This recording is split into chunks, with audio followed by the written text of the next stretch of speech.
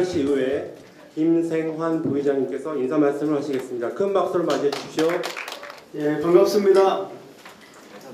부패 청산과 청렴은 건강한 사회의 기본 조건입니다. 이에 서울시의회는 지난 4월 국민권익위원회와 청렴협약을 체결하고 서울시의회 전체 의원의 공동 발의로 자정노력 결의안을 발표한 바도 있습니다. 오늘 청렴서약심 및 청렴교육 바로 이런 노력의 일환으로 자리가 마련되었다고 얘기할 수 있을 것입니다.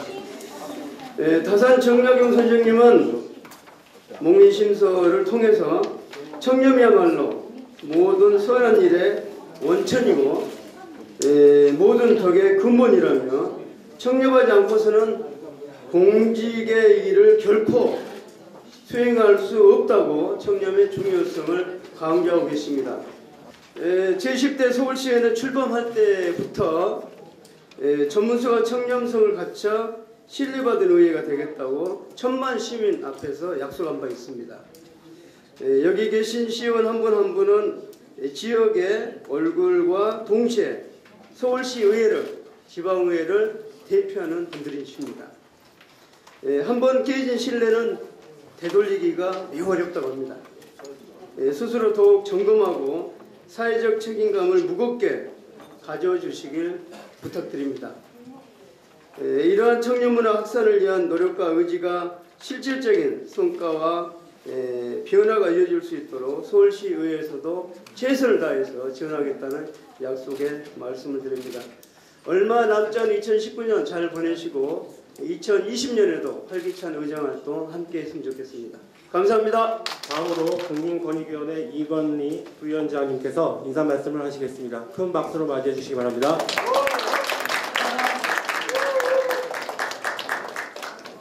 아무쪼록 바쁘신 중에도 귀한 시간을 내셔서 청렴 연수 과정에 참석해 주신 서울특별시 의회 김생환 부의장님과 의원님들 그리고 사무처 직원 여러분들께 진심으로 감사드립니다.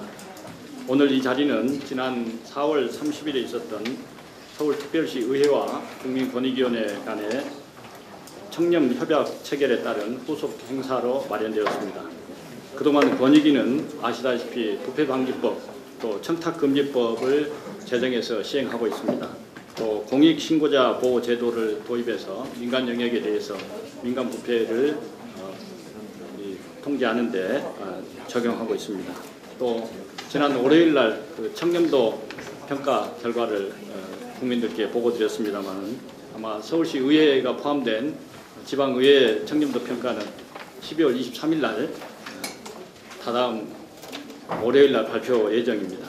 이처럼 적극적인 반부패 청렴 정책을 추진하여서 우리 사회의 문화와 관행을 올바르게 바꾸려고 노력하고 있습니다.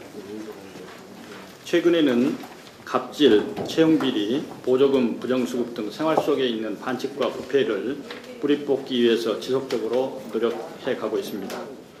이로 인해서 지난 10여 년 동안 50위권 밖으로 밀려났던 부패인식지수, CPI 지수가 다시 회복되어서 역대 최고 수준으로 상승했고 또 최근에 발표된 국가별 공공청렴지수 IPI 지수는 아시아 국가에서 1위를 차지하기도 하였습니다. 그렇지만 저희들 모두가 소망하는 공정하고 청렴한 사회를 만들기 위해서는 앞으로도 해야 될 일은 많습니다. 특별히 지역사회에서 공정과 신뢰 문화를 확립하기 위해서 시민들과 동고동락하시는 이 자리에 계시는 서울시 의회 의원님들의 주도적인 역할이 필수적이라 하겠습니다. 오늘 연수 과정을 통해서 우리 사회의 청렴 리더로서 자부심과 의지를 더욱 견고히 하셔서 시민들께 더욱 사랑받고 신뢰받는 의원님들이 되시기를 간절히 소망합니다.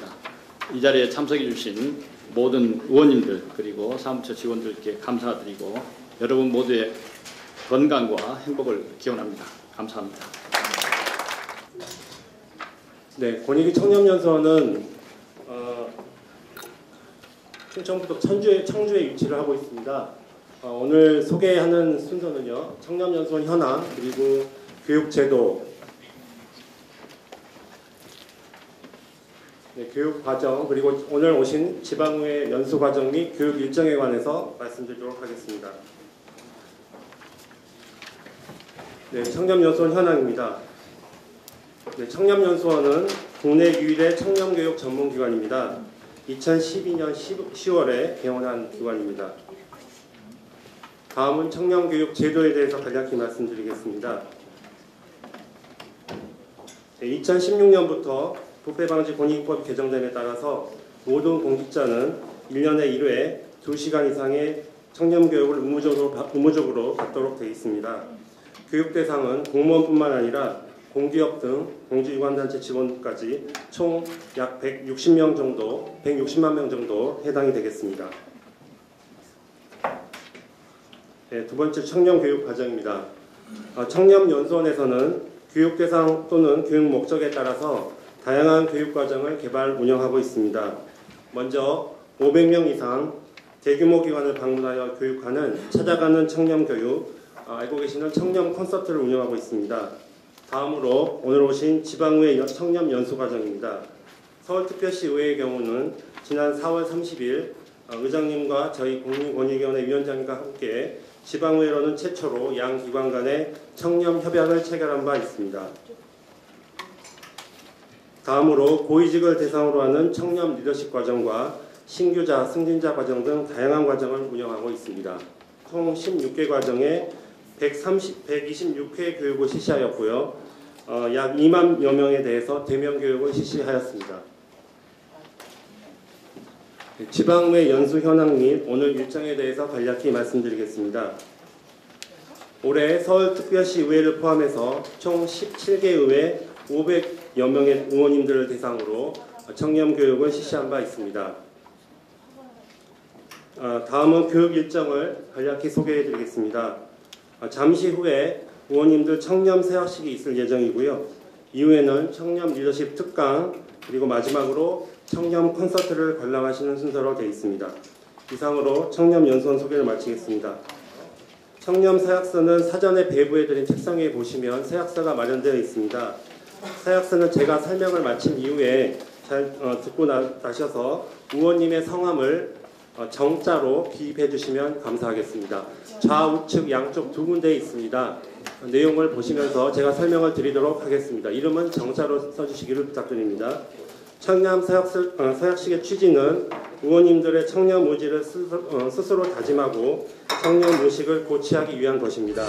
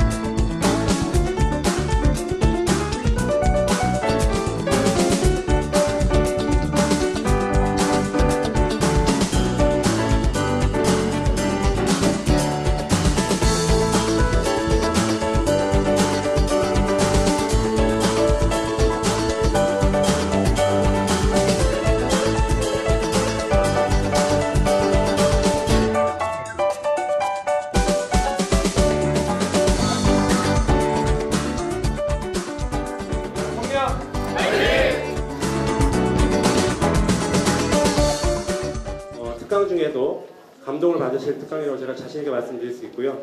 기대가 큰 만큼 아마 또 열광을 해주실 걸로 믿습니다. 강사님을 큰 박수로 맞이해 주시기 바랍니다. 근무하고 있는 학교가 진주에 있는 경상대학교입니다. 경상대학교를 모르시는 분들이 많으실 것 같아 1분만 소개를 하고 본론으로 들어가겠습니다. 전라남도의 거점 국립대 전남대, 전라북도의 거점 국립대 전북대학교라면 경상남도의 거점 국립대학교는 어디일까요? 경상대요. 예, 그렇습니다. 경남대로 알고 계시는 분들이 많지만 경남대는 사립대학교로서 사학의 명문이고, 제가 근무하고 있는 경상대학교가 경상남도의 거점 국립대학교입니다. 중어중문학과에서 근무하고 있기에 오늘 청렴에 관계되는 이야기 10문장의 한문으로 풀어보도록 하겠습니다. 저는 요즘 이곳저곳 다니면서 노래 한 곡을 확산시키고자 있는 노래가 한 곡 있는데 김연자 씨의 아모르 파티입니다.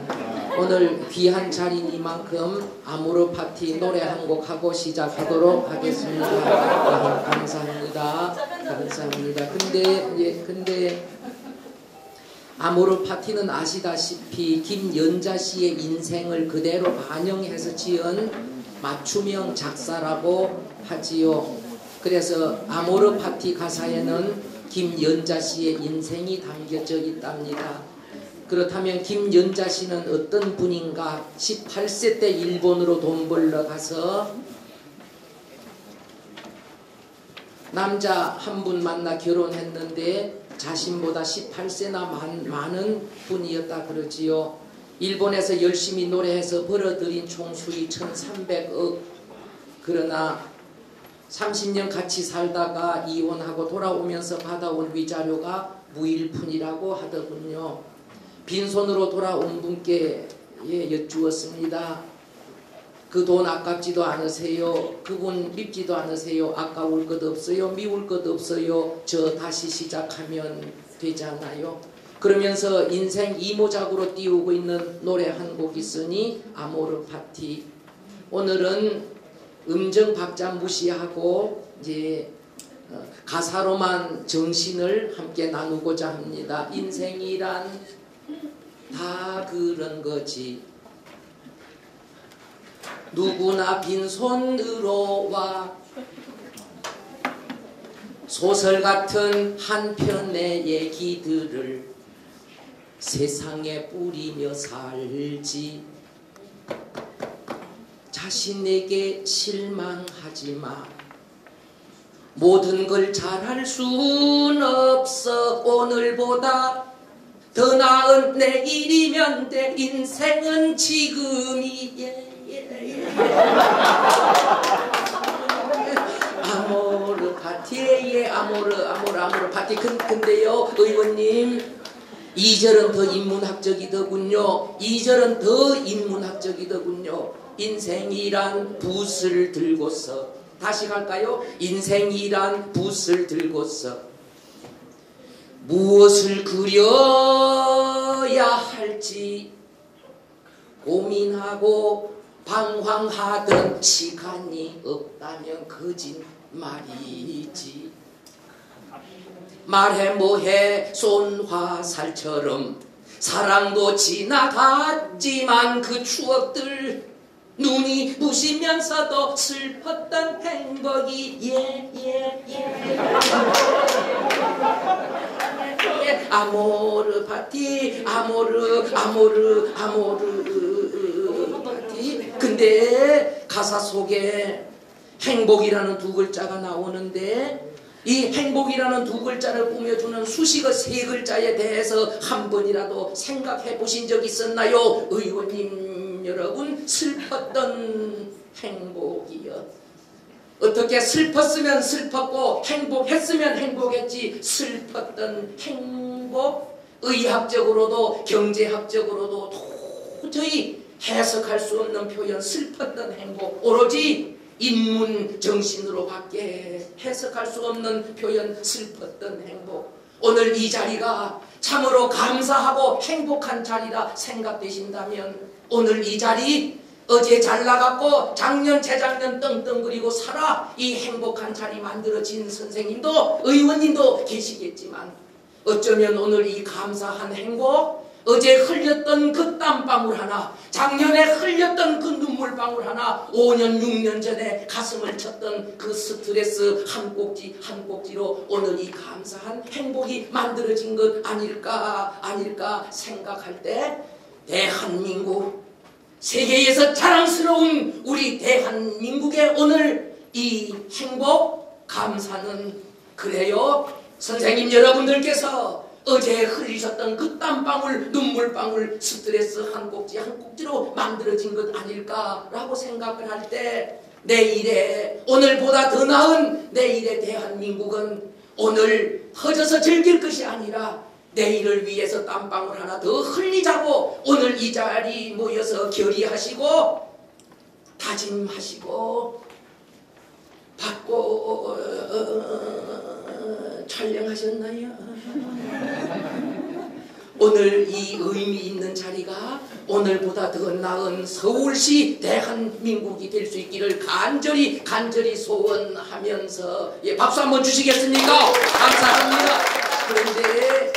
그런데 아모르 파티가 무슨 뜻이래요? 그렇지요, 아모르 사랑하라. 아모르 사랑하라. 파티가 무슨 뜻? F-A-T-I, fate, 운명을 사랑하라, 운명을. 누가 한 얘기였지요? 그렇지요? 독일의 철학자 니체가 자신이 선택한 길을 사랑하라, 자신이 걷고 있는 운명을 사랑하라라고 할 때, 우리 대한민국의 모든 국민들이 대한민국에 태어난 운명을 사랑하고 서울시에서 의원으로서 살아가는 우리 한 분 한 분 운명을 사랑하실 때 오늘보다 더 나은 내일 될 수 있지 아니할까 생각합니다. 중국의 78년에 74세 된 늙은이 한 명이 정치 무대에 나섰나요? 키 작은 거인, 150cm의 키 작은 거인, 이름하여 덩 시아오핑. 그는 13억 인구를 향해서 외쳤나요? 동주만, 我们中国不够，我们一起起来，我们一起开放改革，这将不行。 동지 여러분, 우리 중국 이대로는 되지 아니합니다. 함께 일어나 개혁하고 개방함으로써 스스로 강해지는 것을 쉬지 아니할 때, 明天会好， 내일은 분명 오늘보다는 더 나은 중국이 될 것이라고 얘기했던 자강불식의 정신이 오늘 중국을 만들어 놓는 원인 중에 하나가 되었다면, 중국과는 관계없이 사랑스러운 대한민국, 내 조국으로 돌아와 오늘보다 더 나은 내일을 위해 힘쓰고 계시는 의원님 여러분, 그래요. 그런데 빼앗겼던 홍콩이 반환되는 날, 북경에서 논스톱으로 부상열차를 타고 홍콩으로 달려가 완수이를 외치려고 만반의 준비를 해놓고 있던 등소평, 그러나 그날을 보지 못하고 떠났나요? 떠나면서 남기고 간 유훈 하나가 있으니, 숨길도 빛광, 길을 양 금음회, 나누어 드린 자료집에 나누어 드린 청년 리더십 특강, 예, 2페이지 제일 끝에 도광양회라는 네 글자도, 예, 준비해 두었습니다. 빛은 숨겨놓고 우리 중국이 가지고 있는 자랑스러운 국력, 재능, 특권 다 숨겨놓고 아무도 보이지 아니하는 어둠 속에서 또 다른 실력을 길러야 한다고 유훈 하나를 남겨놓고 갔으니, 도광양회. 저는 오늘 1번에서 자강불식 주역에 나오는 이 네 글자를 첫 구절로 삼았습니다.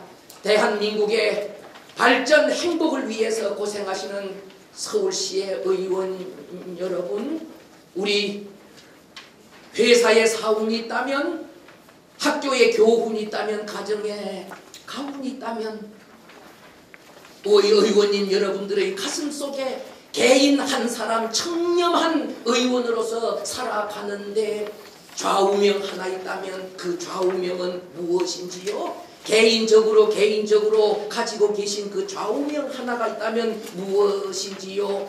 오늘 그 좌우명 하나 둘 뒤에 1번 자강불식 이거 세 번째 좌우명으로 하나 추가했으면 어떨까 생각해 봅니다. 주인의식을 최고의 덕목으로 삼은 우리 대한민국의 지도자 선생님 여러분들 되셨으면 좋겠습니다. 저는 시골에서 고등학교를 나왔습니다. 5급을 지금의 9급을 준비했지만 나이에 문제가 생겨서 1년 동안 준비했다가 시험도 쳐보지 못했습니다. 대학도 가지 못하고 5급을 지금의 9급 시험도 쳐보지 못하고 공작 5개월 다니다 3개월 재수해서 조그마한 성적 받아갔더니 이 점수 가지고 대학 입학 쓸 원서 쓸 곳 없는 건 너도 잘 알잖아. 죄송해요. 아니다 한 군데 있구나. 어디예요? 하나님 부처님이 감동하셨는지 너를 위해서 이번에 가장 가까운 도시 진주에 그것도 국립대학교 경상대학교에 과가 하나 신설이 되었구나. 무슨 과인가요? 중문학과란다. 너를 위해서 신설되었다. 신설과여서 커트라인도 없을 것 같구나. 그런데 알고 가거라. 뭘 알고 가야 하지요? 우리나라하고 중국은 어떤 관계인 줄 잘 알지? 적성국가, 공산국가여서 졸업을 해도 아무 전망이 없는 학과다. 선생님의 진로 지도였습니다. 전망이 없다마는 이 길을 가거라. 그래서 저 합격했습니다. 합격의 원인 전망이 없어요. 당시 전망 없었던 거 증거 하나 대드릴게요. 40명 모집했는데 몇 명 온 줄 아세요? 7명 왔네요. 4명이 중간에 군대를 가버렸네요. 3명 남았네요. 교수님은 4분인데 학생은 3명이었습니다. 여기에 무슨 희망이 있을까요?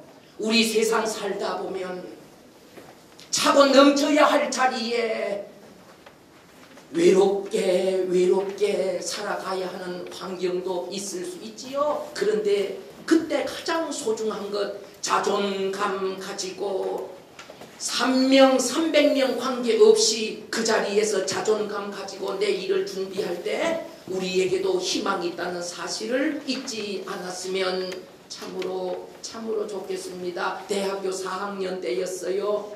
노신의 고향이라는 소설을 읽었는데 노신의 고향 소설 맨 마지막 문단에 희망에 대해서 얘기하고 있더군요. 희망이란 시왕실번 우수오웨이 우의 우수오웨이요. 희망이란 없다고도 할 수 없고 있다고도 할 수 없다. 그것은 마치 땅 위에 나 있는 길과 같은 것이다. 원래 땅 위에는 길이 없었다. 누군가가 한 사람이 지나가고 그 길을 많은 사람들이 따라가서 그것이 곧 길이 되었다라고 얘기했나요? 경상대학교 중어중문학과 79학번 1회 입학생 1회 졸업생 40명 정원 중에 한 명 교수가 되고 싶어서 열심히 노력해서 성균관대 대학원 시험을 치러 왔습니다. 6명을 뽑는데 30명이 왔더군요. 쉬는 시간에 애들 얘기하는 거 살 때 애기 들어보니 거의 다 서울 출신인 것 같았어요. 어떻게 알았느냐고요? 말꼬리가 올라가더군요. 시험 잘 봤어? 너 맞았어? 시골 쥐는 합격하기 힘들겠다 생각했는데 6명 안에 들었습니다. 경상대에 돌아갔더니 자그마한 플랜카드가 하나 붙었더군요. 경축 중어중문학과 33% 대학원 진학. 중어중문학과 33% 대학원 진학. 저는 그 숫자를 보는 순간 저의 자존감은 하늘을 찌르기 시작했지요. 나 이후의 삶에서 어느 조직에 들어가 무슨 일을 하고 살지 나 아직 잘 모르지만 난 그 조직 구성원들 중에 n분의 1에 불과하겠지만 난 구성원들의 숫자에 관계없이 항상 33% 3분의 1 주인의식 가지고 살아가리라 결심했으니 존경하는 서울시의 의원님 여러분, 선생님 여러분들은 의원 110이라고 하셨나요? 중에 n분의 1이지만 지금 앉아 계신 선생님 여러분들의 가슴속의 주인 책임의식은 모두가 다를 수 있을 것이니 오늘 바쁘지 않아서 앉아 계세요? 아니잖아요. 피곤하지 않아서 앉아 계세요? 아니잖아요. 그 책임의식, 그 주인의식, 그것 때문에 이 자리에 지금 지키고 계시는 것이니 아름다워라, 참으로 고귀하여라. 그 주인의식이 오늘보다는 더 나은 내일, 올해보다는 수이추 주어주 리추지에전 처소에 따라 주인의식을 가지고 살아가시거라. 그리하면 그대가 서 계신 곳이 모두 진리의 장소가 되리라. 예, 불가에서 나온 임재 스님이 하신 말씀이든가요? 2번입니다. 수처 작주하라, 입처 개진하리라. 처소에 따라, 장소에 따라 주인의식을 가지고 살아가시거라. 그리하면 그대 서 있는 곳이 행복을 가져다 줄 수 있는 진리의 장소가 되리라 라고 얘기한 이 임재 스님의 이 정신이 우리 청렴을 가장 소중한 가치로 안고 살아가는 우리 공직자들에게 그 주인의식, 그 자존감 없이 무엇을 지켜낼 수 있을까 생각하는 하루 되었으면 참으로 좋겠습니다. 모든 게 다 마음의 문제더라. 7년 전쯤 거제도에 강의를 갔더니 어느 면장님이 교수님, 제 친구 한 명이 외국 갔다 오면서 술을 한 병 사왔는데 20년 산 담아놓은 술인데 정력에 그렇게 좋다고 해서 가만히 들여다보았더니 건강한 뱀이 또아리를 들고 있는 뱀주 사주를 한 병 사왔더라나요. 정력에 좋다니 한 잔씩 먹고 집에 가서 우리 칭찬 한 번씩 받자. 오케이. 근데 다음 날 만났는데 이구동성으로 고맙다. 약발 끝내주더라. 그 중에 한 명이 이 좋은 술 재탕 한 번 더 하세요. 오케이. 2달 후에 오늘 2달 된 날이다 모여라. 한 명도 안 빠지고 6명 다 모였더래요. 좋은 줄은 알고.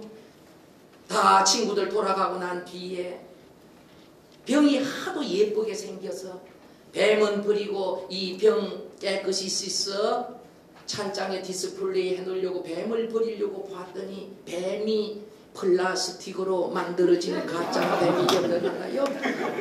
뱀이 플라스틱으로 만들어진 가짜 뱀이었더라나요? 저 이 이야기를 들으면서 우습기도 했지만 저는 큰 교훈 하나를 얻었고 강의 소재 하나를 얻을 수 있었습니다. 그날 저녁 6명의 개원들이 각 가정에 돌아가 강력한 힘을 발휘할 수 있었던 것은 그 뱀의 효능이 아니라 나는 귀한 음식을 먹었으니 나는 귀한 능력을 가졌을 것이라고 하는 그 마음, 믿음의 문제였을 것이니 그래서 대학에서는 얘기했나요? 신부재언 시이불견 청이불문 시기부지김이라. 마음이 이 장소에 없으면 마음이 서울시 대한민국의 내일 행복에 있지 아니하다면 아무리 좋은 것을 봐도 보이지 아니하고 아무리 희망적인 얘기를 들어도 들리지 아니하고 산해진미 음식을 먹어도 그 맛을 알지 못한다고 얘기했던가요? 신부재언 시불견 청이불문 시기부지김이 아니 불자 빼버리겠습니다. 마음이 이 자리에 있으면 마음이 서울시 아니 우리 대한민국에 있으면 문제점이 보면 다 보이나요? 피 맺힌 백성들 국민들의 하소연 마음이 있으면 그 소리 들으면 들리나요? 아무리 보잘것없는 소찬이라 할지라도 그 음식을 먹었을 때 그 맛을 알 수 있다는 것인가요? 우리 모두 사랑과 관심 가지고 우리 백성들에게, 우리 시민들에게 항상 땀방울 흘리는 멋진 청렴의 의원님 여러분들 되셨으면 참으로 좋겠습니다. 박수 한번 주시겠습니까? 감사합니다. 그 대학의 제일 마지막 구절 세 글자 오늘 주목했으면 좋겠습니다. 방금 읽었던 그 마지막 줄 세 글자, 알지자 극이만미인가요? 알지 극이만미, 그 맛을 알다, 그 맛을 알다, 지기미 예, 외우기도 좋지요. 네, 지기미 의원의 배지를 달고 그 맛을 알지 못하는 자, 어찌 그 자리에서 볼 것 들을 것 할 수가 있겠느냐는 생각에 항상 지기미 세 글자 주목할 수 있었으면 참으로 좋겠습니다. 옳은 일은 어려움이 있어도 실천해야 한다. 제 아내가 한 명 있는데요. 제가 보기에 뚱뚱하지 않아요. 그런데 스스로 뚱뚱하다고 생각해요. 그래서 늘 거울 앞에서 얘기합니다. 빼야 되는데 빼야 되는데 여보 안 빼도 아름답소. 아니에요, 좀 더 빼야 되겠어요. 여보 남편이 안 빼도 아름답다고 하는데 그래도 빼야 되겠다고 생각이 되면 말로만 그러지 말고 땀으로 운동을 해서 말로만 천년만년 가고서 빠집니다. 제가 자극을 한번 주었더니 어느 날 요가 프로그램에 등록을 하더군요. 등록을 하니 매트를 사라고 또 봉을 사라고 하더군요. 그 매트 말아서 월요일 2시간, 목요일 2시간 배우고 와서 집에 와서 걸어놓고 저녁 식사 덩실하게 하시고 수저를 놓고 하시는 말씀, 오늘 저녁은 굶을락 했는데 오늘 저녁은 정말 안 먹으려고 했는데 여보 학교에서 2시간은 방법만 배우는 거고 집에 와서 왜 펼쳐놓고 20분, 30분, 6개월, 1년, 1년 줄기차게 관리를 해야 1g, 1kg씩 빠지지. 얘 들고 갔다가 들고 갔다가 천년만년 가면서 자극이 필요하다 싶어 자극을 주었더니 어느 날 욱했던 모양이에요. 거실에 확 펼칩니다. 그리고 그 위에 봉을 놓고는 위에다가 대고 예 한번 합니다. 문제는 20분 만에 20kg를 빼려고 그랬는지는 모르지만 너무 과도하게 밀다가 갈비뼈에 금이 가버렸어요. 저희 집에 싫어합니다. 학교에 전화를 하더군요. 교수님 저 갈비뼈에 금이 가서 내일부터 못 나가겠어요. 그것으로 제 아내의 다이어트 프로젝트는 여분이 끝나고 오늘도 변함없는 모습으로 얘기합니다. 빼야 되는데. 그래서 제가 어느 날 저녁 식사 때 이런 얘기를 들려주었어요. 여보, 조선 중종 때 양연이라는 사람이 살았는데 40살 될 때까지 아무것도 해놓은 게 없었대. 그러는 사이 후배들은 과거에 급제. 나는 무엇인가? 그래, 나 좀 늦었다마는 나 오늘부터 과거 준비한다. 나 과거에 합격하기 전까지도 왼손 주먹을 펴지 아니하리라. 주먹을 쥐고 가방 메고 북한산 중흥사 가보셨나요? 중흥사로 들어가 1년 넘게 준비한 결과 마침내 과거에 급제한 날 왼손 주먹을 들고 외쳤다지요. 나 오늘 주먹 펼 자격을 얻었다. 외치면서 주먹을 펴려고 했더니 1년 동안 길어난 손톱이 손바닥을 뚫고 들어가 피고름이 흐르면서 손톱이 빠지지를 않았다라고 하는 그 실록이 지금까지 전해지고 있고 그 실록에서 만들어진 4글자 사자성어가 오늘날 우리들에게 교훈 주고 있으니 손톱조 갑옷갑 뚫을 천 손바닥장. 손톱조 갑옷갑 조갑이 손톱이 뚫었더라 손톱을. 우리 모두는 청렴 각오하고 계획 120% 할 수 있지요.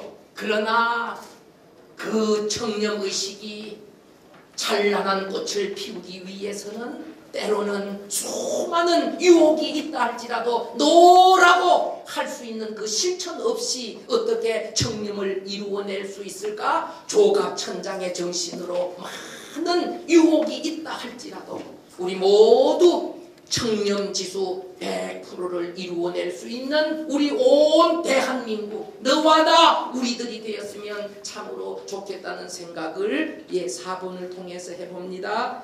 역경은 협치를 통해서 극복이 되는 것 아니든가. 주역에 나오는 문장이지요. 두 사람이 마음을 함께하면, 두 사람이 같은 마음으로 동행할 때 그 예리함이, 이때 리자는 이로울 리로 해석되는 것보다 그렇습니다. 예리하다는 뜻으로 쓰여지요. 그 예리함이 끈을 딴 쇠금, 어떠한 역경도 극복해낼 수 있다고 하는 이 문장이 우리 대한민국 살아가면서 항상 좋을 때만 있을 수 있는가? 힘들 때 간혹 원치 않지만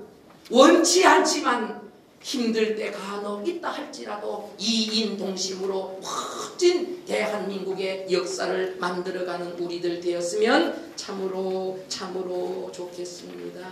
영화 이야기 하나 잠깐 하겠습니다. 영화 이야기입니다. 혹시 역사 영화 중에 영린이라는 영화를 보신 분 계시나요? 영린. 주인공이 누구든가요? 현빈 감사합니다. 제가 제일 질투하는 현빈이 누구로 분장을 했던가요? 정종. 너무나 잘 아시는 정종. 조선시대 전기의 세종대왕이라면 조선 후기의 문화 융성을 이루었던 정조. 그런데 영화 속에서 확인했습니다. 영화 속의 얘기입니다. 왕이 된 1, 2년 동안 노론을 등에 업은 신하 백성들이 모두 정조를 떠받았지요. 조회 시간에 얘기합니다. 전하, 공부를 하셔야지요. 전하, 하신 공부를 실천하셔야지요. 전하. 그러나 그 정조는 아무도 몰래 밤새워 공부했고 밤새워 몸을 만들었나요? 오늘날 몸을 만드는 이런 것 있지만 영화 속의 정조는 천장에 밧줄 2개 매달아 놓고 그걸로 몸을 만들들까요? 모래 주머니 안 보는 용포 속에 해가지고 불편하게 아무도 몰래 그렇게 몸을 만들었던가요? 천장에 매달린 그 밧줄을 들고 저녁마다 몸을 만들고 있을 때 뒤에 있는 내시가 얘기하지요. 전하, 오히려 건강에 해가 없습니다. 전하, 그만두시옵소서. 전하, 몸을 만들어야 한다. 몸을 만들어야.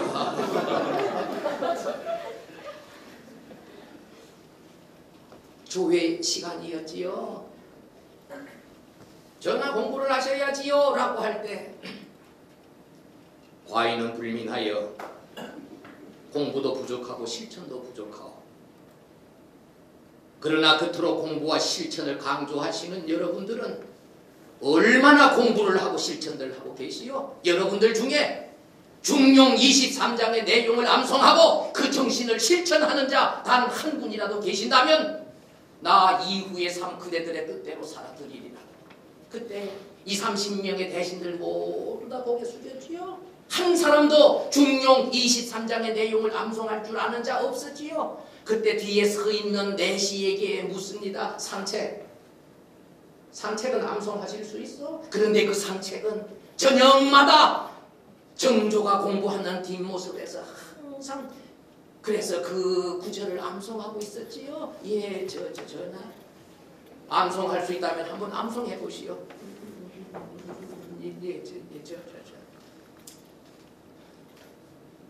작은 일도 무시하지 않고 최선을 다해야 한다.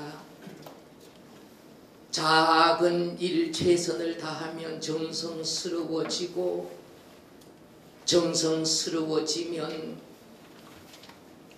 밝아지고, 밝아지면 겉으로 드러나고, 겉으로 드러나면 사람들을 감동시킬 수 있다. 사람들을 감동시키면 변하고, 변하면 생육된다. 그러니 오직 세상에서 지극히 정성을 다하는 사람만이 나와 세상을 변화시킬 수 있는 것이다. 전하 오나라 오나라 아주나. 그 중용 23장 맨 마지막 구절이 유천하지성 위능화 6번인가요? 유천하지성 위능화.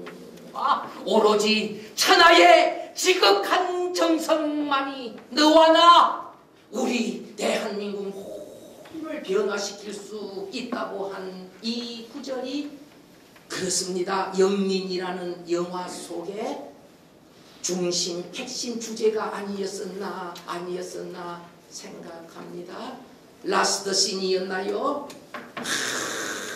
하얀 용포를 입은 인조, 자기 키보다 더 큰 하얀 백마에 올라타서 그 넓은 하얀 갈대밭을 달리는 장면이 라스트 씬이던가요? 라스트 씬의 배경음악이 아니라 중용 23장의 내용이 나오나요? 작은 일도 무시하지 않고 최선을 다해야 한다. 눈물이 쭉 흐를 수 있는 감동의 그 명장면, 그 장면만 봐서 감동 별로지만 처음부터 끝까지 보시다가 그 장면이 눈물 흘리는 자, 가슴에 울림이 있는 자, 대한민국을 사랑하는 백성일 것이다 라는 생각을 한번 해보게 되었습니다. 7번입니다. 지금 이 자리에서 우리 최선 다하면서 명품의 인생 만들어가는 우리들 되었으면 좋겠습니다. 저 올해 나이를 말씀 안 드렸네요. 많아 보이지만 몇 살 안 되었어요. 건늙었어요. 저 그 유명한 우리나라의 그 유명한 해에 태어난 그 유명한 띠예요. 대충 58년. 그런데 호적에는 60년생으로 되어 있어요. 동네 이장님이 대신 출생 신고를 해준다고 해놓고 2년 동안 잊어먹어버렸대. 정년이 2년 더 하네요. 그렇지요. 60년에 동생이 태어났어요. 60년에 동생이 둘째를 올리려 갔더니 큰애가 없더래요. 저 동생 나이로 살고 있습니다. 나이를 물으면 뭐라고 대답해야 할지 모르겠어요. 그래서 저 요즘 이렇게 얘기합니다. 저는 60년 개띠입니다. 60년 개띠입니다. 라고 얘기하네요. 올해 62세. 그런데 선생님 여러분, 저 몇 살 때 교수 되었느냐 하면 저의 다큐멘터리를 보신 분은 아시겠지만, EBS 아틀라스 보신 분은 아시겠지만 저는 51세의 교수가 되었습니다. 선생님 여러분, 50세 이전까지 4대 보험이 무엇인지도 모르고 살았고 내 식구 살면서 한 달에 수입이 100만 원도 되지 못했던 가장이었습니다. 얼마나 힘들었는지 모릅니다. 그러나 그 힘들었던 과거가 있기에, 그것을 참고 견뎌 나올 수 있었기에 금수저에게는 이 자리에 아무것도 아닌 것처럼 보이지만 제 인생에게 있어서 이 자리는 이 세상에서 그 어떤 것과 바꿀 수 없는 대단한 가치의 자리이기도 하지요. 그래서 저 요즘 18번으로 부르는 노래가 오승근의 주인공은 나야 나라는 노래예요. 울어도 봤소, 웃어도 봤소, 산전수전 다 겪어봤소. 이왕이라면 남은 내 인생 꽃길이면 나는 좋겠소. 돈으로도 살 수 없는 금 같은 세월 한 번 가면 오지 않는데 주저하지 말고 망설이지 말고 하고픈 일 하고 삽시다. 에이, 그래 내 인생은 내 거 주인공은 나야. 박수 한번 주세요. 그만. 51세에 저 임명장 받아러 갔더니 제 이름 앞에 세 글자가 붙었습니다. 조교수 한상. 조자를 왜 붙여? 그 조자 달고 4년을 살았더니 부자로 바꾸어 주더군요. 그래서 조교수 4년, 부교수 5년, 51세에 임명장 받아 저 정교수 60세에 저 정교수 되었지요. 제 친구 아니 후배는 제 후배는 40살에 정교수 되었어요. 따지다 보면 객관적으로는 제 후배가 120% 더 행복하고 저는 초라한 삶이지요. 그러나 아닐 수 있어요. 보이는 것이 다가 아닐 수 있다는 사실 우리 인생에 적용했으면 좋겠다 생각합니다. 51세의 교수 되었을 때 그래요. 그 당시에는 아무런 희망 없는 11년 시간 강사하다가 그러나 저는 대학 교수로서 최선을 다하면서 연구하고 교육하고 봉사했습니다. 저 실력 별것 없지만 저 특거리 인생의 주인공이지만 학생들 앞에 서서 교육할 때는 제가 가진 모든 역량, 열정 쏟아서 강의했습니다. 그랬더니 2011년 총장님께서 상을 하나 제정하셨어요. 800명 교수님들 중에 1%에 해당이 되는 8명을 뽑아서 제일 잘 가르치는 교수상을 주시는데요. 서울에서 대학 나오시고 오랜 경험 가지신 분 저 상 받으면 참으로 행복하시겠구나 부러워하고 있을 때 조교가 흥분해서 전화했어요. 교수님 세상에나 내상에나 교수님이 8명 중에 1명이래요. 1등 한 사람은 500만 원 상금까지, 나머지 300만 원 상금까지 임명장 받고 그 상장 받고 봉투 받으러 갔더니 돌아가면서 한마디 하래요. 제일 1등 하신 분이 그랬어요. 상장만 해도 영광인데 500만 원 상금까지 받아서 그래서 고민하다가 결정했어요. 학교 발전 기금으로 내겠다. 두 번째도 학교 발전 기금. 저는 그 300만 원 받으면 빚 갚으려고 생각하고 있었는데 저도 발전 기금. 학과에 돌아왔더니 한 잔 사야지. 밥 한 끼 사야 결국 마이너스가 되고 2회 다음 해에 2회로 상을 준대요. 나 한 번 받았으니 나 욕심 없다라고 생각했는데 조교가 더 흥분했어요. 교수님 2회는 8명 중에 1명이 아니라 800명 교수님 중에 교수님이 1등이래요. 그런데 500만 원 상금이 너무 많다는 여론에 따라 200만 원으로 깎였대요. 그러거나 말거나 3회째 또 받으러 오라고 그랬어요. 갔더니 3번 연속해서 상을 받으러 온 사람은 저 혼자였습니다. 다른 사람들은 바뀌어져 있었습니다. 저 오늘 제 자랑을 제 입으로 하고 있습니다. 용서해 주세요. 그러나 제가 높이 평가받기 위한 자랑이 아니라 메시지를 하셨지요. 우리 인생, 특거리 인생과 같은 우리 삶이라 할지라도 선자리 앉은 자리에서 최선 생기 가지고 살아가실 때 언젠가는 평가받게 된다는 사실이지요. 제가 좋아하는 더글러스 멜로크의 시가 있습니다. 만약에 당신이 산꼭대기의 소나무가 될 수 없다면 골짜기의 나무가 되어라. 그러나 그 골짜기에서 제일 가는 나무가 되어라. 골짜기에 나무가 될 수 없다면 풀이 되어라. 그러나 도로변을 가장 행복하게 해줄 수 있는 풀이 되어라. 만약에 그대가 풀이 될 수 없다면 이끼가 되어라. 그러나 그 호숫가에서 가장 생기 있는 이끼가 되어라.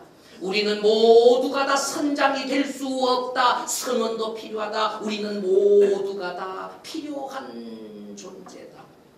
해야 할 큰 일도 있다. 또한 작은 일도 있다. 중요한 것은 내가 해야 할 일은 항상 내 곁에 있다. 저 창공에 빛나는 태양이 될 수 없다면 별이 되어라. 고속도로가 될 수 없다면 오솔길이 되어라. 성공과 실패가 문제가 아니라 지금 내가 선 자리에서 최선을 다하는 것이다. 와우! 박수 한번 주시겠습니까? 와우! 와우! 와우!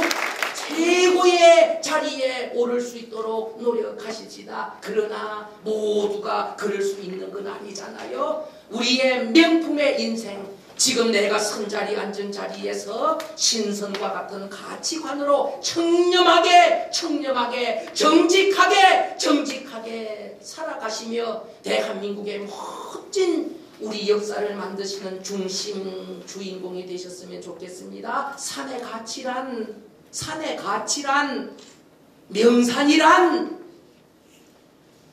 높이에 있는 것이 아니라 산의 가치란 높이에 있는 것이 아니라 그 산에 신선이 살고 있으면 그 산이 명산이라고 얘기했나요? 유우석 산부자이가오 여우시엔점이 산의 가치란 높이에 있는 것이 아니라 그 산에 신선이 살고 있을 때 아무리 나지막한 야산이라도 그 산이 곧 명산이라고 한 이 구절에서 우리 인생 행복 무엇이 핵심인지 느낄 수 있는 우리들 되었으면 참으로 좋겠습니다. 잘났다고 못났다고 누가 말했나. 서로 믿고 사랑하면 그것이 멋진 인생. 많고 많은 사람 중에 우리 만남은 하늘에서 맺어주신 천생연분일세.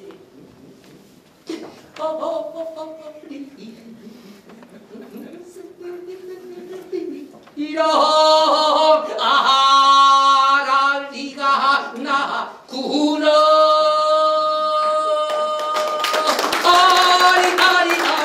아리아리아리롱롱 스리스리스리롱롱. 아름다운 한국에서 한번 왔다 가는 인생 멋지게 살아보세. 와와와.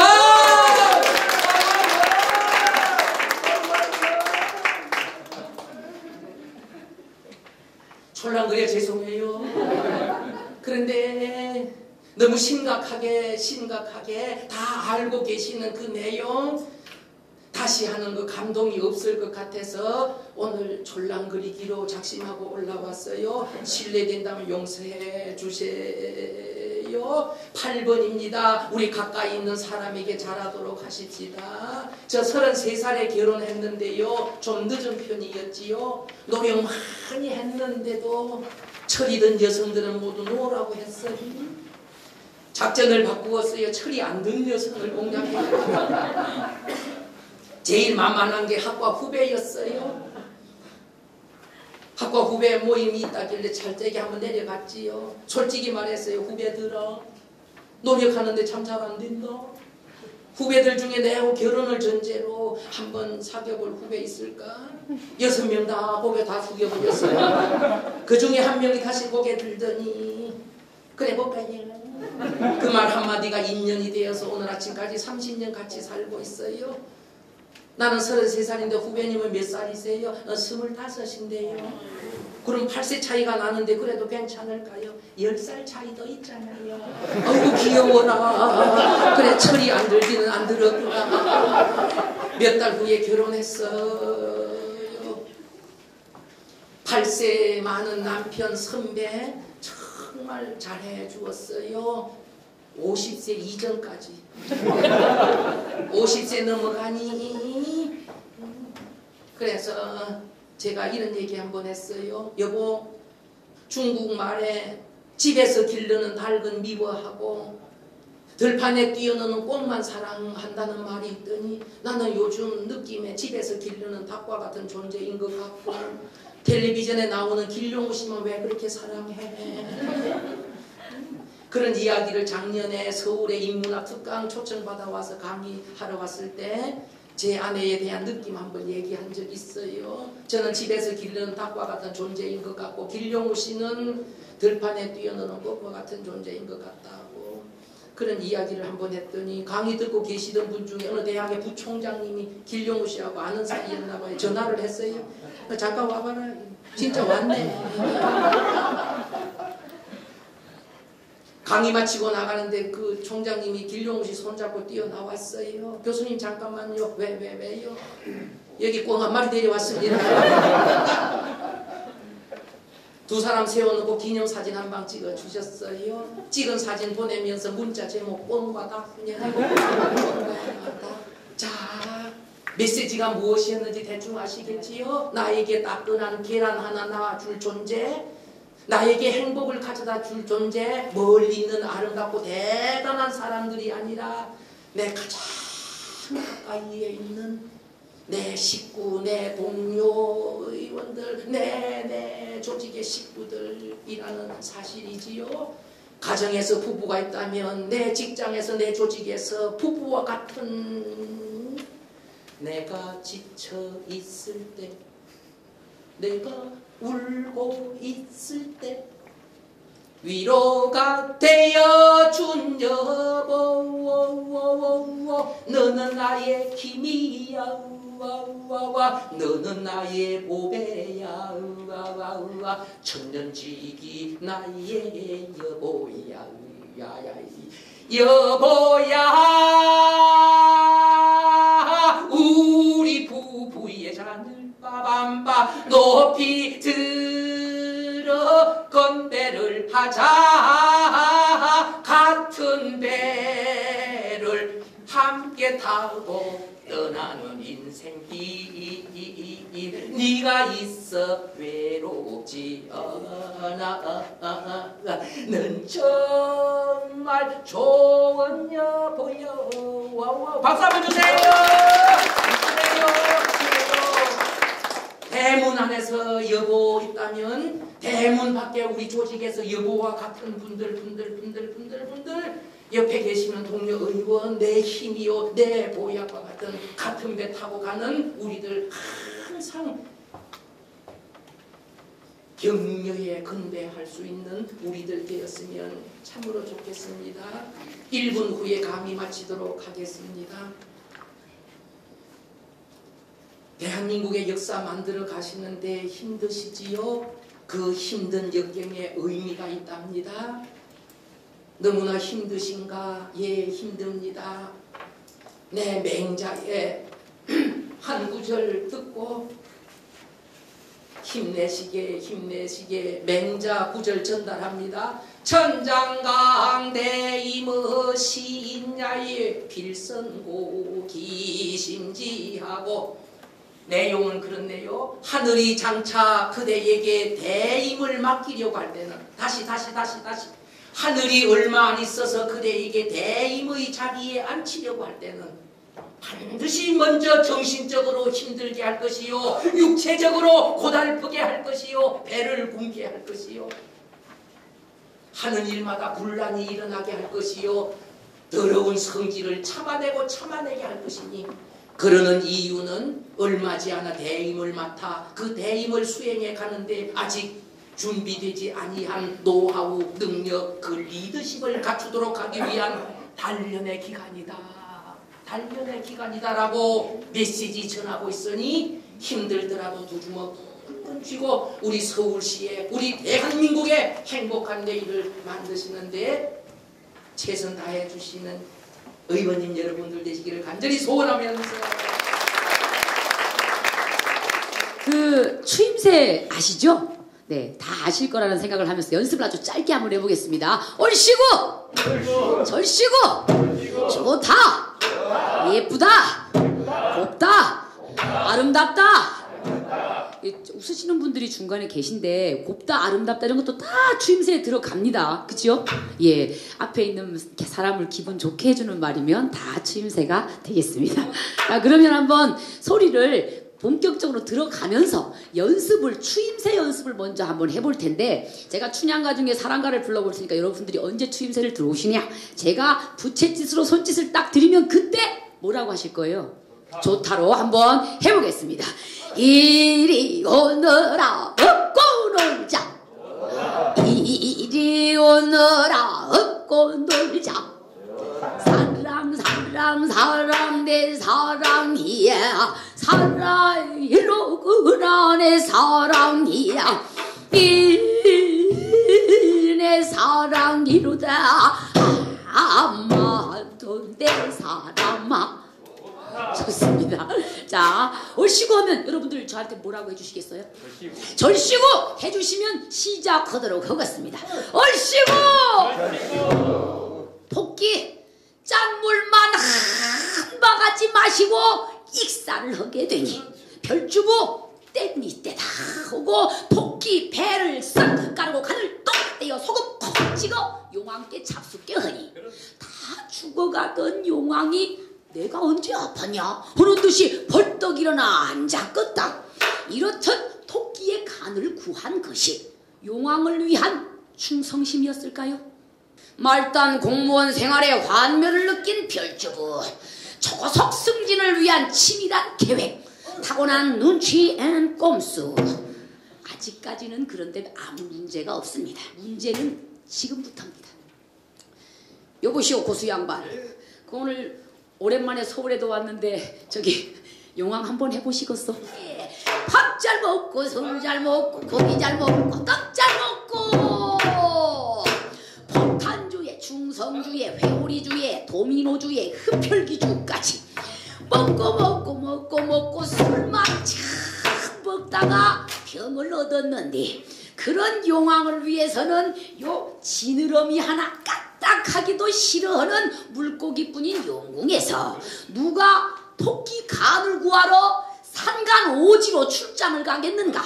이때 말단 공무원 별주부자라 썩 나서며 내가 다녀오겠소 하니 필요곡절 필요 꼼수렸다.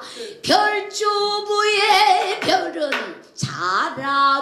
자라돌자요, 주부는 종유품, 지금의 주무관이라 별주부는 용화인의 몸관리를 담당하던 의무실 소속 공무원인데 어찌하여 토끼 간을 구하러 세상을 나가겠다 나설 수가 있었을까? 윗물이 밝아야 아랫물이 맑고 흙탕물에 깨끗한 물고기 없으니 용왕이 무능한디 신하가 유능하며 용왕이 방탕한디 병관이 있을 손가? 종유품 주무관에서 감사 담당 과장으로 파격 승진을 하게 된 별주부 자라 웬만한 장관들도 범접하지 못한다는 용왕의 최측근이 되었으니 그 기세가 어떠했겠는가? 집에서 전화가 한 통 걸려오는디 늙은 자라 모친이 뭘 드셨는지 급체를 넣으셨다는구나. 급히 주부 시절 의무실에서 같이 근무했던 어이 닥터 피쉬에게 치료를 부탁하는데, 이런 걸 뭐라고 하죠? 직무 범위를 벗어나 사적 이익을 위하여 자신의 직위를 이용하는 것, 직무의 사적 이용이죠. 제가 진천에 법무연수원 가가지고 그 이제 또 법조계 일하는 분들이니까 똑같은 질문을 했죠. 이렇게 개인적으로 막 불러서 써도 될까요? 이런 걸 뭐라고 하지요? 했더니 한 분이 쓰레기 그러시더라고요. 닥터 피쉬는 거절도 못했습니다. 이것이 바로 별과장의 첫 번째 문제, 직위의 사적 이용입니다. 그럼 별과장의 두 번째 이야기로 한번 들어가 보는데, 하루는 직속 상사인 문어감사실장의 부름을 받고 득달같이 올라가 보니 감사실장이 이리 앉아라, 그 가까이 오라 해가며 의미심장한 말씀을 하시는데, 이리 오시오 별과장. 아까 연습했잖아요. 깜빡하셨죠? 다시 안 한 걸로 하고 처음부터 다시. 이리 오시오 별과장. 이리 오시오 별과장. 과장 별과장이야. 과장이로구나 별과장이야. 별과장이로다. 말도 내 사람아, 아예외가 칠촌 조카가 오징어라 불리는디, 며칠 후에 남해 용왕배 미스터 훈남대회에 나간다네. 자네도 심사위원이니 점수를 보여주어서 대상을 시켜주게. 인기상 필요 없네. 안차상도 나는 싫어. 아마도 내 사람아, 별과장 분계도 높일 때 됐으니 이번 일만 잘 되면은 내가 나서 손써 봄새 저리 가거라 뒤태를 보자. 부정청탁을 받으면 안 된다 하는 그런 뻔한 얘기는 하지 맙시다. 여러분도 알고 저도 알고 우리 별과장도 그 정도는 알지요. 그러나 용궁 대세그룹에 합류하고 탄탄대로를 달리는 자신의 모습이 한없이 대견한 우리의 별과장, 눈치라는 것이 생겼지요. 별과장 나날이 눈치가 늘고 상사와의 신뢰관계가 돈독해져 가던 어느 날 세 번째 문제의 사건이 벌어지는데, 그 대회심사 가기로 한 날 늦잠을 자가지고 대회심사는 가보지도 못하고 감사실에 물려들어가 문책을 당하게 되니 속상한 마음 달랠 길이 없지. 혼자 술집에 가서 하고 있는데, 이때 우연히 미꾸라지 추과장 지나다 들어오는데 꼭 이렇게 들어오겠다. 미스터 추, 입술이 위에 추, 달콤하게 추, 온몸에 난 힘이 풀려. 자자자자. 아, 이렇게 만난 것도 인연인데 우리 위하여 한번 합시다. 위하여! 청렴을 위하여! 미꾸라지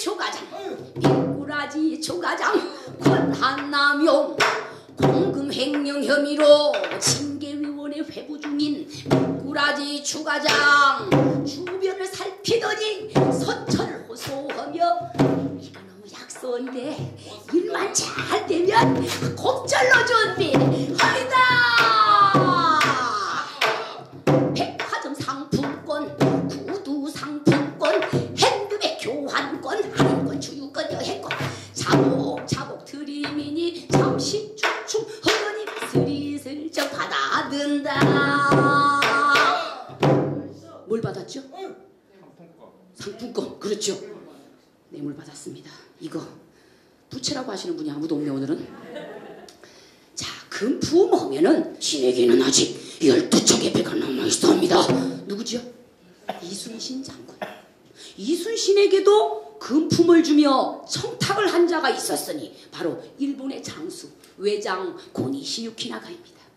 고니시가 명랑해전 이후 수세에 몰려 지금의 광양만 일대의 진지를 구축하고 오도 가도 못 오고 있을 때 총칼 금은보화를 이순신에게 보내며 스미마센 아노 병력을 안전하게 철수할 수 있도록 저도 바닷길을 열어 시다사이 이렇게 청탁을 합니다.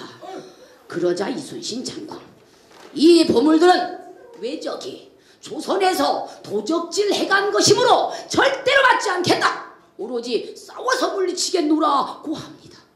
저 같으면 말이지요, 이 보물들은 원래 조선의 것이므로 일단 받고 그리고 싸우자, 이렇게 했을 것 같은데 말입니다.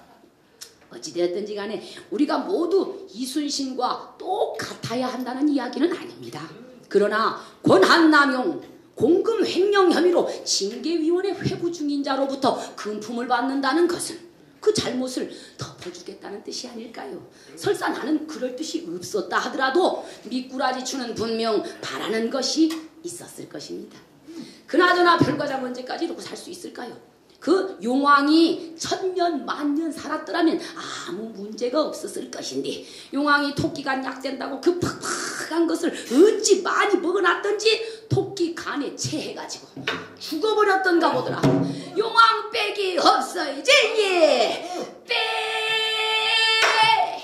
빽이라고 하는 것이 용왕 있고 빽 있고 돈 있고 빽 있고 힘 있을 때 빽 있지. 갑자기 용왕 죽고 문어감사 실장 빽도 도루묵 되었는디 빽은 무슨 빽? 미꾸라지 추가장이 나를 믿었건나네 빽을 믿었겠지. 징계가 내려진다.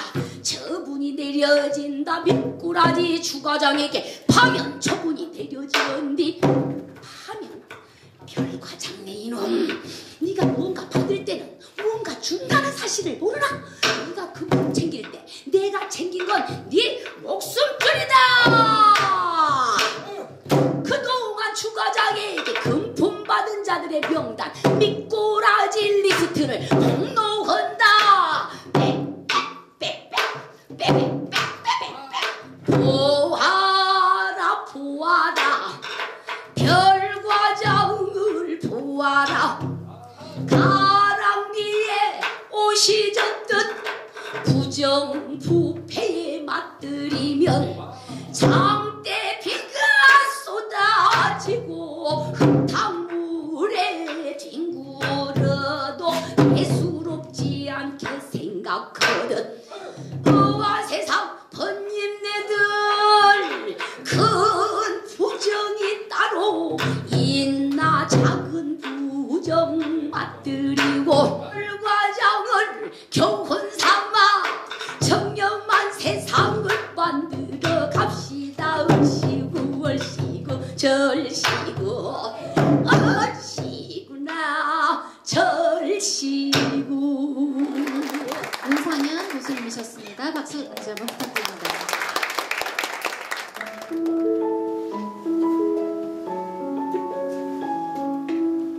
1등한 날,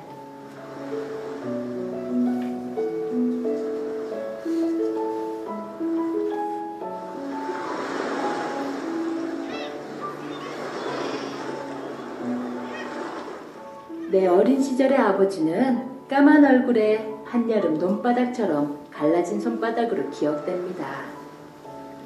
그만큼 바다일이라는 게 고된 작업이었지요. 넉넉지 않은 살림에 본인의 배를 가질 수 없었던 아버지께서는 남의 배의 선원으로 일하셨어요. 바다에 일하러 나가시면 짧게는 일주일, 길게는 보름 가까이 아버지 얼굴을 뵐 수 없었지요.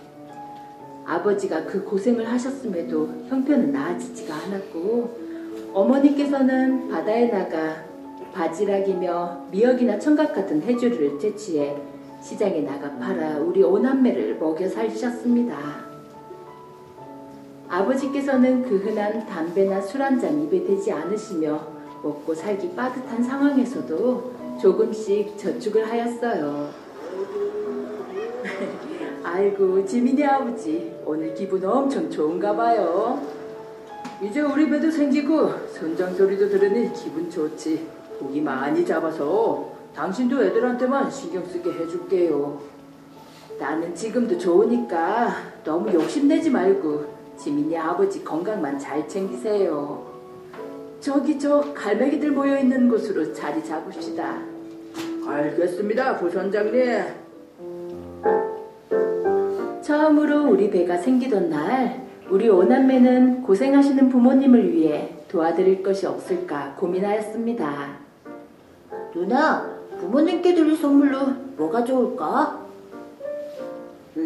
우리 용돈으로 무언가를 해드리기엔 턱없이 부족한 것 같아. 그럼 이번에 산 배를 단장하는 건 어떨까? 아무래도 중고호선이다 보니 색도 바래고. 오, 좋은 생각인데? 부모님께서도 깨끗해진 배를 보시면 일하실 때마다 기분이 좋으실 거야. 저의 제안에 우리 오남매는 팔을 걷어붙이고 배를 단장하였습니다. 그렇게 우리 오남매가 한나절 동안 고생해서 단장이 끝난 배는 어린 제가 보기에도 그럴싸했습니다. 우와, 우리 배에 요정이 마법을 부리고 갔구나. 완전히 새 배 같은데? 엄마, 마음에 드세요? 우리가 부모님께 드리는 선물이에요. 우리 붕꼬맹이들, 오늘은 아빠가 한턱 쏘마. 자장면에 탕수육도 시켜 먹자. 와, 우리 아빠 최고! 어머, 짠돌이 당신이 웬일이에요? 배가 생기니 좋긴 좋네. 그날 아버지께서는 못하시는 막걸리도 한 사발 쭉 들이키시면서 눈물을 글썽이셨습니다.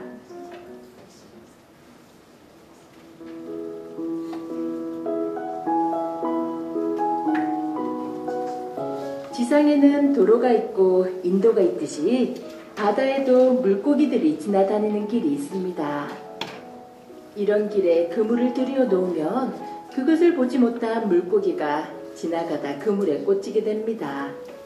이렇게 고기를 어획하는 그물을 자망이라고 하며 저희 아버지께서는 이 자망어업을 하셨습니다. 노력은 거짓말을 하지 않는다는 저희 집 가훈처럼 아버지와 어머니께서는 남들보다 일찍 일어나시고 늦게까지 일하셨어요.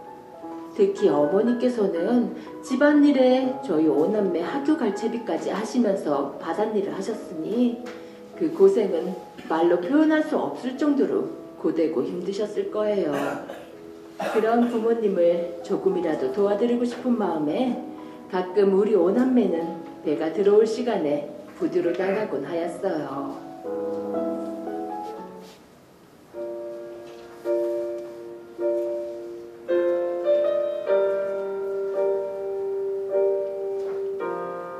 새벽녘 만선의 꿈을 안고 바다로 나간 배들은 저녁쯤이 되면 어판장 앞 부두로 모여들었습니다.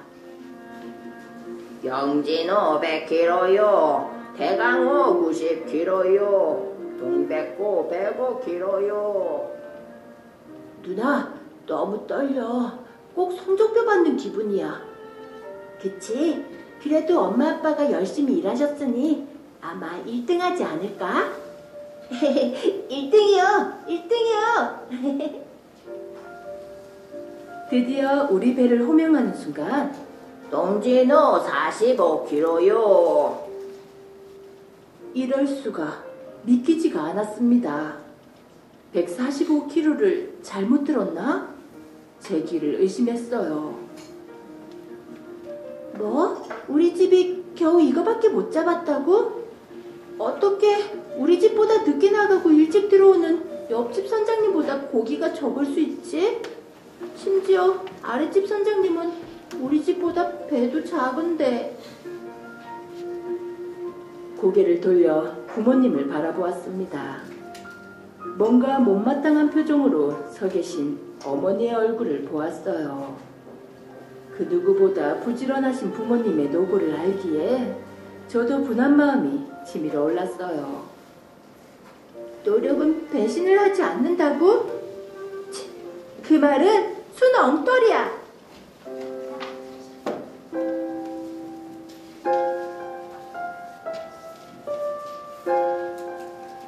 다음 날 어제 어판장에 있었던 일로 하루 종일 기분이 우울했습니다. 아빠가 고기 잡는 실력이 모자라서 다른 선장님보다 적게 잡으시나? 아휴, 우리 집도 삼중망 썼으면 200kg, 300kg는 잡았겠네. 어머니는 그물을 손질하시다가 푸념 섞인 넋두리를 하셨어요.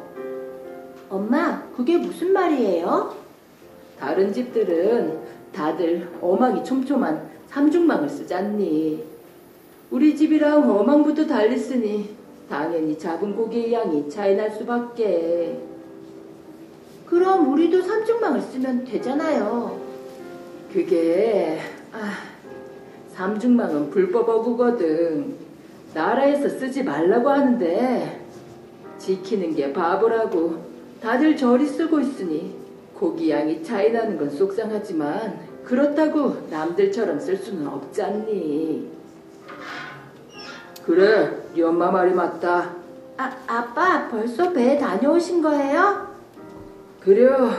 남은 그물은 내가 수리할 테니 당신은 좀 들어가시오. 네. 그런데 아빠, 삼중망은 왜 못 쓰게 하는 거예요?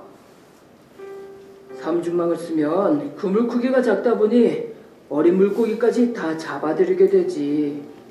고기야 많이 잡으면 우리 지민이랑 동생들 자전거도 사주고 용돈도 많이 줄 수 있을 거야. 그런데 말이야, 어린 물고기까지 잡다 보면 나중에 바다에서 잡을 물고기가 없어진단다. 당장에 이익이 될 줄 몰라도 나중을 보면 절대로 해서는 안 되는 거란다. 그래도 남들은 다 쓰는데 우리만 이렇게 바보처럼 원칙을 지키면 늘 이렇게 꼴등만 하잖아요. 혼자 원칙 지킨다고 누가 알아준다고요. 누가 알아주길 바라고 원칙을 지키는 게 아니란다. 지금 당장은 조금 힘들지라도 꼭 지켜야 할 것이 있는 거야. 전 잘 모르겠어요. 꼴등하기 싫어요. 아버지와의 대화가 끝나고 방에 들어와 이불을 뒤집어 쓰고 펑펑 울었습니다.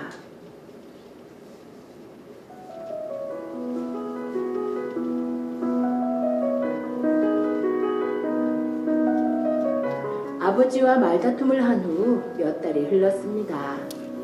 여느 때처럼 부모님께서는 새벽 일찍 누구보다 먼저 바다를 밝히셨고 열심히 잡은 고기를 어판장에 팔러 가셨어요. 오랜만에 만선이라 아버지는 싱글벙글 하셨습니다. 그런데 어찌된 일인지 어판장이 텅 비어 있었어요. 아버지는 의아해서 경매사님께 물었어요. 아니, 다들 어디 갔습니까? 모르셨어요? 이번에 불법하고 일제 단속 나왔잖아요. 알고 보니 전날 우리 동네에는 불법어구 일제 단속이 나왔고 단속 반원들은 배에 실려있던 불법어구와 어획한 생선들을 모두 압수해 갔던 겁니다. 압수당한 선장님들은 큰 벌금을 내야 했고요. 합법적인 어구를 쓰던 아버지만 그 단속을 피할 수 있었던 거예요. 그날은 처음으로 아버지께서 어판장에서 1등한 날이었어요. 우리 동네에서 고기를 팔 수 있었던 유일한 사람이었으니까요. 얘들아, 오늘 네 아빠가 어판장에서 1등 하셨다? 정말? 와, 1등이다 1등. 여보, 애들이 축하해주는데 활짝 좀 웃어주구랴. 그래 1등한 거 축하받아야지. 그나저나 다음 달이 휴업인데 다른 선장님들 타격이 커서 어쩐다. 다른 선장님들을 걱정하시던 아버지를 보며 제 머릿속에는 부끄러움과 함께 또 다른 감정이 교차했습니다. 원리 원칙대로 사시는 아버지가 답답할 때도 많았지만 결국엔 청렴하게 사시던 아버지가 옳았습니다. 우리 배가 1등한 날, 그날은 부당한 이득은 결국 손해와 같다는 제 일생일대의 크나큰 교훈을 얻은 날이었어요.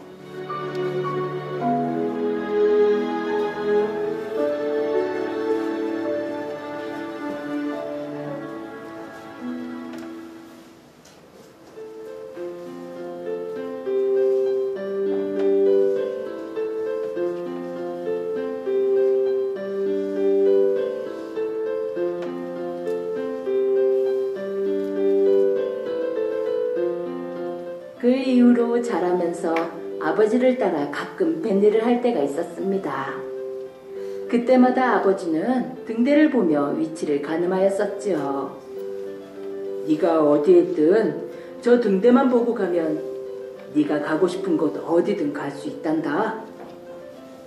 안개가 끼건 비가 오건 아버지께서는 방향을 가늠하실 때 항상 등대를 먼저 찾으셨고 그때마다 등대는 밝게 빛나 주었습니다.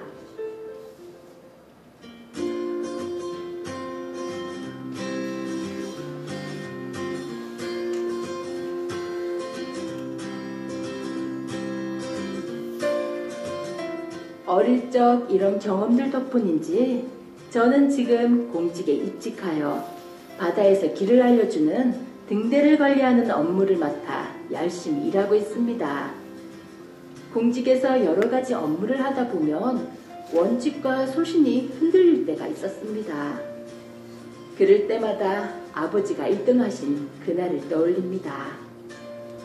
아버지가 부당하게 이득을 취하지 않고 소신 있게 걸어오신 길에는 청렴이라는 등대가 늘 빛나고 있었겠지요. 아버지가 행동으로 보여주셨던 가르침이 이제는 저의 등대가 되어 청렴이라는 이름으로 방향을 잃지 않게 늘 그곳 그 자리에서 밝게 비추고 있습니다.